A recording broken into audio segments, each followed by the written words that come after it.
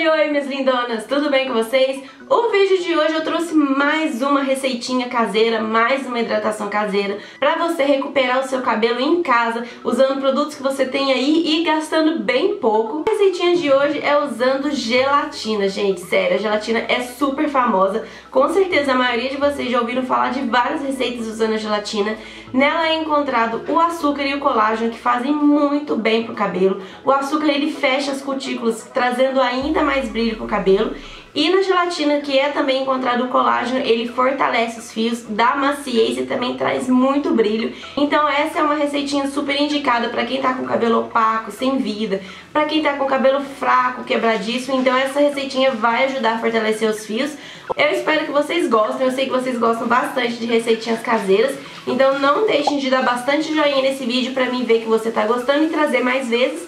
E é claro, se inscrever se você é nova por aqui. E vem comigo conferir o passo a passo.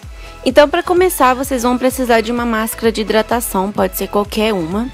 Um pouquinho de açúcar cristal, também pode ser qualquer açúcar que você tenha em casa.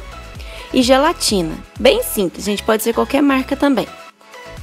Para começar a preparação, você vai fazer a misturinha em um potinho.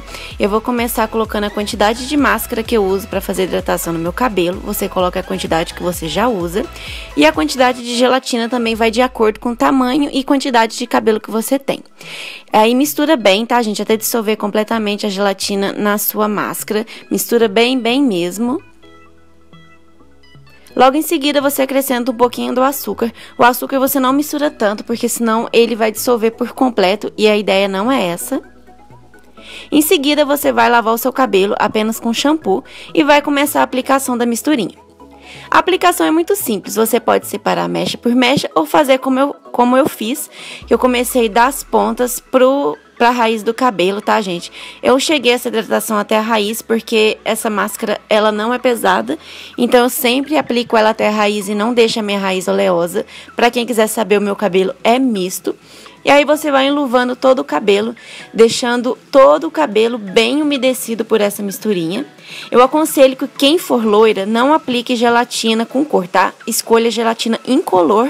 E quem for morena, escolha gelatina de limão ou de maracujá. Porque a de morango, a de uva pode deixar o seu cabelo mais avermelhado, tá? Então loiras com gelatina incolor e morenas com a gelatina de limão ou laranja ou maracujá. Aí, após aplicar todo o cabelo, eu vou fazer um coquinho e vou deixar essa misturinha agindo no meu cabelo. Logo em seguida, eu vou lavar com o shampoo e aplicar o condicionador. O resultado é esse, gente. Eu fiz a gravação externa para poder mostrar para vocês como meu cabelo ficou.